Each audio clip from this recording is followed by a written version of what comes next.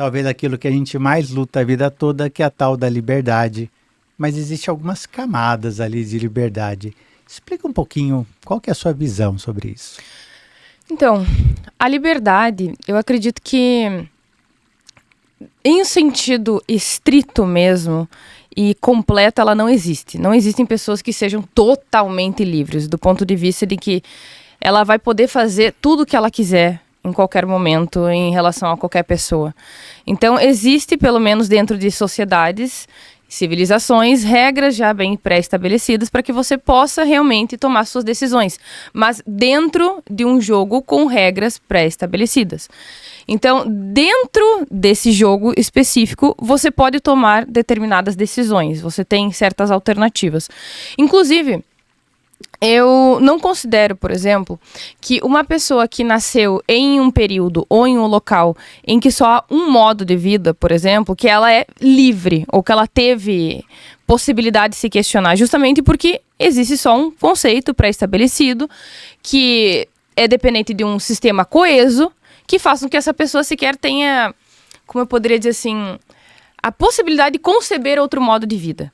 Entende? Então, se uma pessoa nasceu, por exemplo, né, no interior do Afeganistão, e ela não tem acesso à internet, ela não tem acesso a livros, ela não tem acesso a outras culturas, eu não conseguiria dizer que essa pessoa é livre, porque ela não teve alternativas, certo? Então, na minha concepção, a liberdade, ela necessariamente precisa te apresentar mais de uma alternativa. Se só tem uma, não. Você acredita que são ciclos, são níveis de liberdade, então, que aconteça? Sim. E se a gente fosse pensar hoje, no Brasil agora, né, no meio desse ano de 2026, onde está nosso nível de liberdade? Como é que você colocaria no espectro global para a gente conseguir entender um pouquinho sobre esse conceito? Porque no Afeganistão é simples, né? É terrível, ali século XII ainda, né? Hoje, na sua visão, que aliás, gente, ela é gaúcha, tá? O sotaque não deixa mentir, mas... Aqui em São Paulo, como é que você vê isso? Olha, estranhamente, eu acredito que a gente está num período de maior liberdade cultural e social, não necessariamente institucional, em relação aos últimos 10, 15 anos, por exemplo. Porque os últimos 15 anos... nós vivemos uma onda de estridência e beligerância ideológica, principalmente vindo da esquerda identitária, que perseguia as pessoas por situações muito pequenas e insignificantes. Então eram inúmeras pessoas sendo canceladas por anos, inclusive algumas delas estão canceladas até hoje, nunca conseguiram se recuperar daquele período, por expressões ou opiniões que não necessariamente eram tão bem aceitas e nenhum tipo de vacilo era tolerado. Certo?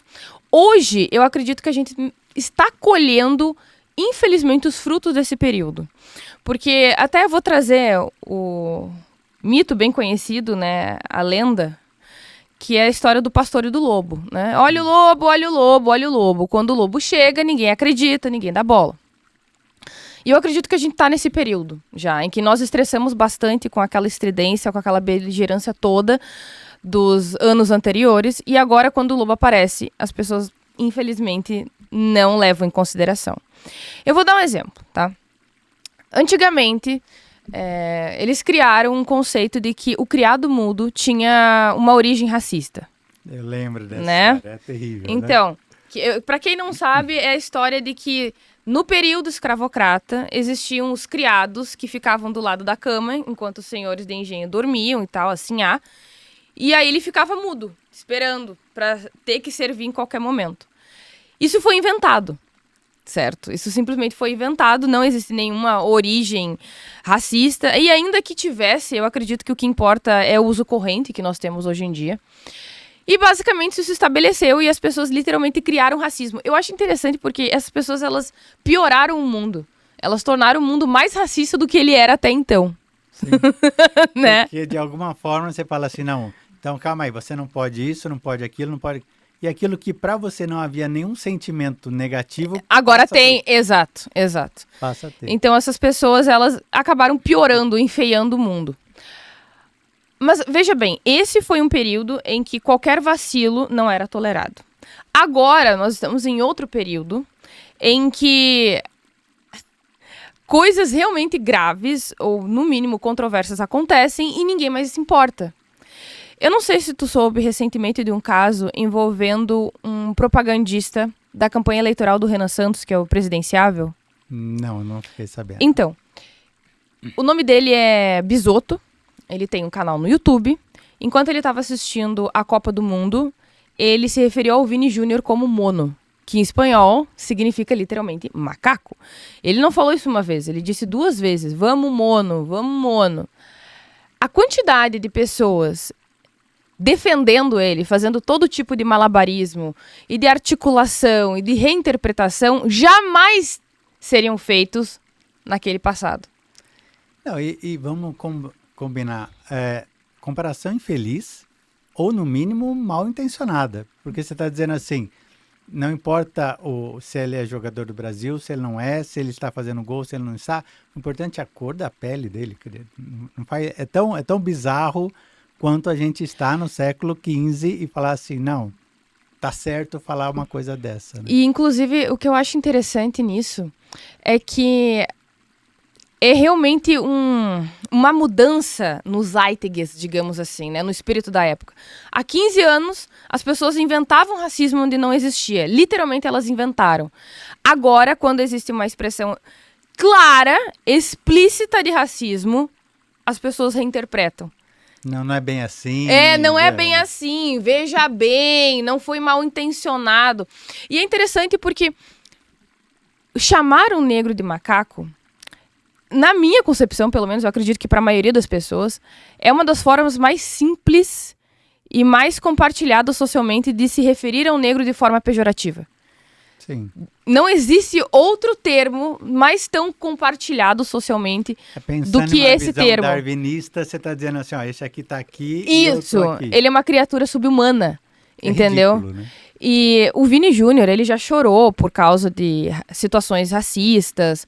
Na Europa, mesmo na Espanha, eles atiravam banana pra ele, etc. E aí esse sujeito vai lá e fala algo assim, né? Se refere a ele como macaco. E aí a gente tá vivendo essa situação. Não, veja bem, né? Não é bem assim. Isso, mas vamos lá, eu preciso de você nessa saia justa. No nosso nível de liberdade, com toda essa atrocidade que você acabou de falar, com o que acontecia antes do absurdo do tal do criado mudo. Sim. Como é que a gente está? Se eu fosse colocar isso de 0 a 10, o Brasil hoje está onde, Glenda? Eu não considero o Brasil uma democracia plena. Vamos considerar aí o STF, que na minha concepção é bem censurador, sim, tá? Porém, eu penso que nós estamos indo em direção a um outro momento. E, para mim, esse caso que eu trouxe agora é evidência disso. É um caso emblemático em que, na minha concepção, as pessoas elas vão ter uma certa liberdade maior para fazer ataques a minorias, especificamente, mas, ao mesmo tempo, futuramente, sob um controle extremamente autoritário das grandes big techs, digamos assim. Né? Então, eu acredito que o que vem por aí, na minha concepção, é bem assustador, mas o que está acontecendo aqui no Brasil, em relação ao STF, sim, de que há censura, mas essa censura ela é mais institucional e, ao mesmo tempo, a sociedade está se tornando muito mais tolerante em relação a ideias ofensivas, ultrajantes e até mesmo perigosas.